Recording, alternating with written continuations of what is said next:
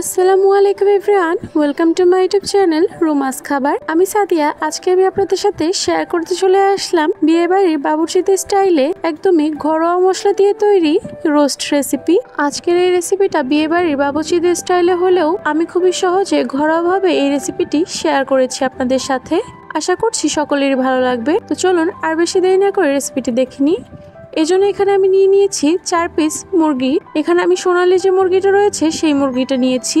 আজকের রোস্টটা রান্না করার জন্য আমি এখানে শুধুমাত্র রান নিয়েছি। এবার আমি এই রানটাকে সামান্য একটু পরিমাণ লবণ দিয়ে মাখিয়ে নিব।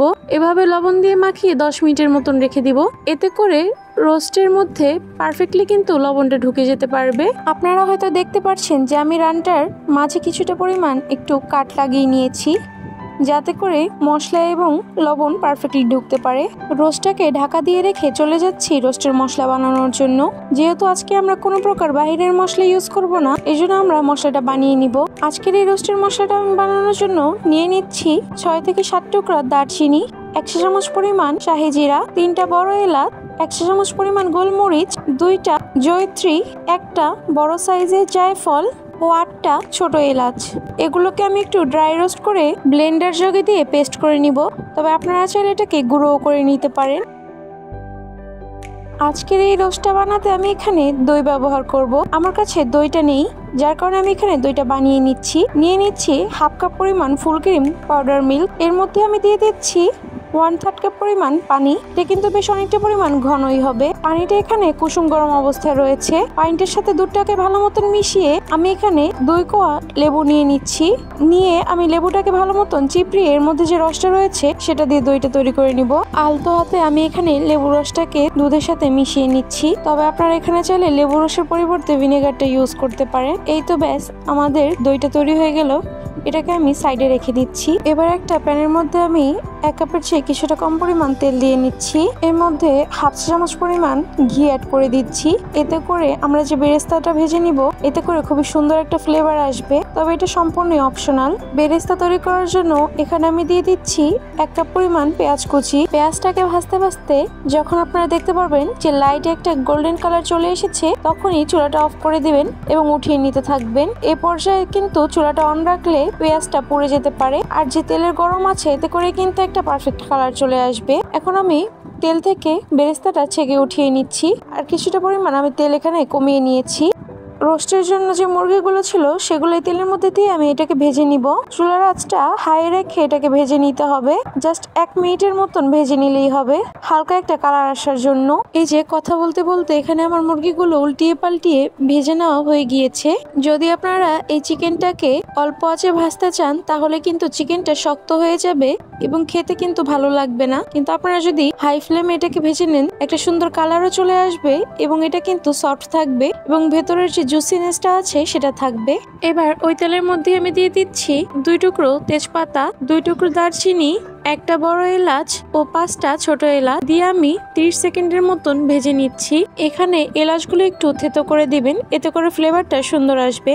এবার আমি এর মধ্যে দিয়ে দিচ্ছি 3টা বড় সাইজের পেঁয়াজ ও 25টা কাঠবাদাম খোসা ছাড়িয়ে একসাথে পেস্ট করে রেখেছিলাম। সেটা আমরা যে আগে টক দইটা বানিয়েছিলাম সেটাও এর মধ্যে দিয়ে দিচ্ছি। আর আমরা যে মশলাটা বানিয়েছিলাম সেই মশলাটাও এবার আমরা এর মধ্যে দিয়ে দিচ্ছি। দিয়ে ভালো মতন মিশিয়ে নেড়েচেড়ে কিছুক্ষণ এই মশলাটাকে আমরা কষিয়ে নিব। চুলার আঁচটা এই পর্যায়ে মিডিয়ামে রয়েছে। এবার আমি এর মধ্যে দিয়ে দিচ্ছি 1 চা চামচ পরিমাণ মরিচের গুঁড়া। দিয়ে আমি এটাকে ভালো মতন মিশিয়ে নিচ্ছি। এখানে ঝালটা আপনারা নিজেদের স্বাদ অনুযায়ী দিয়ে নিবেন।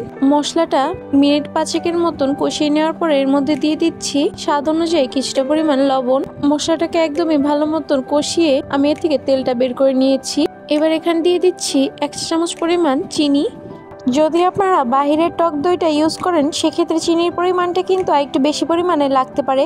যেহেতু আমরা ঘরে টক দইটা বানিয়ে নিয়েছি, সেহেতু কিন্তু এটা তেমন একটা টক না, যার কারণে এতটা পরিমাণ চিনি দিলেই যথেষ্ট। এবার আমি এর মধ্যে আগে থেকে ভেজে রাখা চিকেনের টুকরোগুলো দিয়ে দিচ্ছি। দিয়ে গ্রেভির সাথে ভালো মতন মিশিয়ে কিছুক্ষণ রান্না করে নিব, যতক্ষণ না পর্যন্ত গ্রেভিটা থেকে একদমই তেলটা ছেড়ে আসে। আমার এখানে 5 মিনিটের মতন সময় লেগেছে। যখন এরকম তেলটা একদমই ভেসে উঠবে, মশলাটা থেকে আলাদা হয়ে যাবে, এর মধ্যে আমি দিয়ে দিব 2 কাপ পরিমাণ লিকুইড মিল্ক। ঘ্রাণ এবং স্বাদের জন্য এখানে কিছু মরিচ আমি এরকম করে ভেঙে ভেঙে দিয়ে দিব। এটাতে কিন্তু খুব একটা বেশি ঝাল হবে না। এবার আমি এর উপর দিয়ে দিচ্ছি পেঁয়াজ বেরেস্তা কিছুটা পরিমাণে। সবকিছু একসাথে মিশিয়ে নেড়ে চেড়ে আমরা রান্না করে নিব এটাকে 15 মিনিটের মতন। চুলার আঁচটা এ পর্যায়ে মিডিয়ামের থেকে কিছুটা পরিমাণ কম থাকবে। যখন গ্রেভিটা এরকম গামাখা হয়ে আসবে তখন বুঝে নিতে হবে যে আমাদের রোস্টটা কিন্তু প্রায় হয়ে এসেছে। এই 15 মিনিটের মধ্যে আমি এই রোস্টটাকে কয়েকবার উল্টিয়ে পাল্টিয়ে নেড়ে চেড়ে দিয়েছি অফ ক্যামেরায়। বিয়ে বাড়ির মতন একটা শাহী ফ্লেভার আনার জন্য এর মধ্যে আমি দিয়ে দিচ্ছি 1 সিপি করে গোলাপ জল ও কেওড়া জল। এটা সম্পূর্ণ অপশনাল, তবে দিলে কিন্তু খুবই সুন্দর একটা বিয়ে বাড়ির মতন ফ্লেভার চলে আসে। দিয়ে আমি এটাকে ভালো মতন মিশিয়ে নিচ্ছি। এবার আমি এর মধ্যে দিয়ে দিচ্ছি 2 চা চামচ পরিমাণ ঘি। রোস্টের মধ্যে এই ঘিটা অবশ্যই ইউজ করার চেষ্টা করতে হবে, তাহলে কিন্তু খুবই সুন্দর একটা টেস্ট হয় এবং ফ্লেভারও আসে। এটাকে আমি ঢাকা দিয়ে মিনিট 2 এর মতন জাল দিয়ে নামিয়ে নিব। যখন এরকম কিছুটা পরিমাণ তেল উপরের দিকে ভেসে আসবে এই পর্যায়ে, তখনই আপনারা বুঝতে পারবেন যে এটা পারফেক্টলি তৈরি হয়ে গিয়েছে। আপনারা চাইলে এই পর্যায়ে কিন্তু একটু চেক করে নিতে পারেন যে মুরগিটা পারফেক্টলি সেদ্ধ হয়েছে কিনা। যদি সেদ্ধ না হয় সেক্ষেত্রে আরো কিছুক্ষণ এটাকে ঢাকা দিয়ে জাল দিয়ে নেবেন। এই তো ব্যাস তৈরি হয়ে গেল আমাদের সহজ চিকেন রোস্ট, তাও আবার বাবুর্চি স্টাইলে বাসায় থাকা অল্প কিছু উপকরণ দিয়ে। বাসায় একবার হলেও আমার এই সহজ রেসিপিটি ট্রাই করে দেখার অনুরোধ রইল। আশা করছি আপনারা একদমই হতাশ হবেন না, আর কেমন হয় তা কিন্তু জানাতে একদমই ভুলবেন না। ভিডিওটি যদি ভালো লেগে থাকে তাহলে প্লিজ আমার চ্যানেলকে সাবস্ক্রাইব করে দিবেন, এবং যারা পেজ থেকে দেখছেন তারা একটি ফলো করে পাশেই থাকবেন। সম্পূর্ণ ভিডিওটি দেখার জন্য অসংখ্য ধন্যবাদ। সবাই সবার জন্য দোয়া করবেন। সবাই ভালো থাকবেন। আল্লাহ হাফেজ।